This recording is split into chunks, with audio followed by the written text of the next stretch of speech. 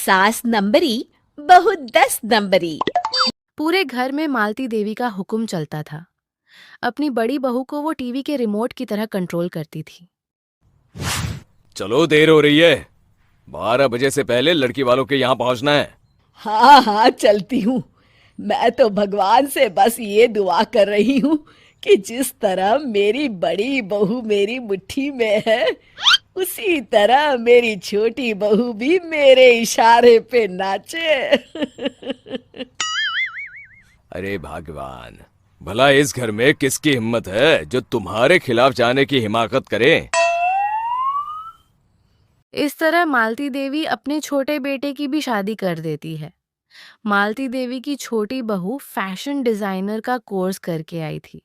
उसका सपना था वो शादी के बाद अपना खुद का बुटीक खोले एक दिन।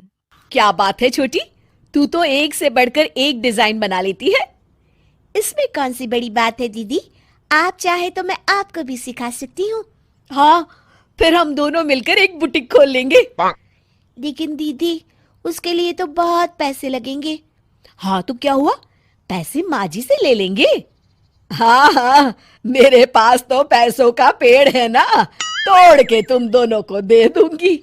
मेरी एक बात अच्छी तरह समझ लो, मैं तुम दोनों को एक ढेला भी नहीं देने वाली। बड़ी आई बुटीक खोलने वाली। ये आप क्या कह रही हैं माँ जी? आप हमारी मदद नहीं करेंगी तो कौन करेगा? अरे अगर बुटीक खोलने का इतना ही शौक है तो अपने माँ बाप से पैसे क्यों नहीं मांग लेती? मेरे पैसों पर क्यों आंख गड़ाए बैठी हो तुम दोनों? इस तरह अपने इरादे स्पष्ट करके मालती देवी वहां से चली जाती है। अरे ये क्या दीदी, माँ जी तो साफ मुकर गई। अब हम क्या करेंगे? तू चिंता मत कर, बुटीक तो खुल के ही रहेगा।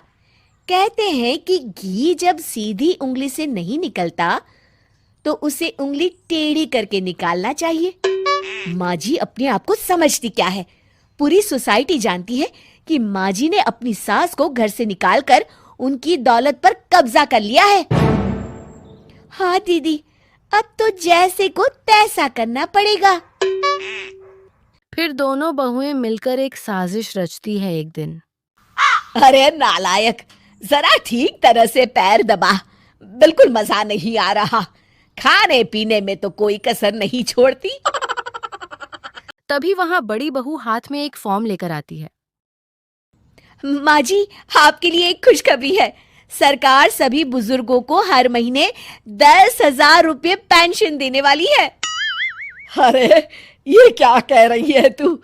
क्या सच में मुझे हर महीने घर बैठे 10,000 रुपये मिलेंगे? हाँ माँ जी, दीदी सच कह रही है।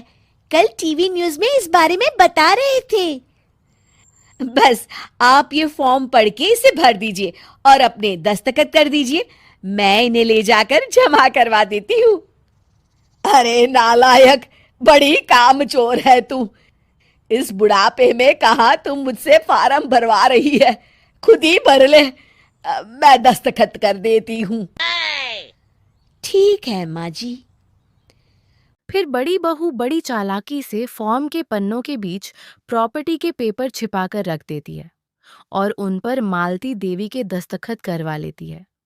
कुछ दिनों के बाद मालती देवी अपने पति के साथ 2 दिनों के लिए अपने रिश्तेदार के यहाँ जाती है।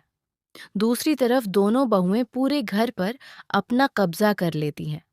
मालती देवी जब अपने रिश्तेदार के यहाँ से लौटती है तब अपने कमरे में ताला लगा देख आग बबूला हो जाती है। अरे नालायको, मेरे कमरे में इतना बड़ा ताला किसने लगाया है? माँ जी, ये कमरा तो मैंने अपने बेटे रोहन को दे दिया है और आज से आप बाहर कोने में जो छोटा कमरा बना है ना, वहां रहेंगी। अच्छा, मैं उस सड़ेले कमरे में रहूंगी है? तेरी ये कहने की हिम्मत भी कैसे हुई? और मेरी इजाजत के बिना मेरा कमरा देने वाली तू होती कौन है?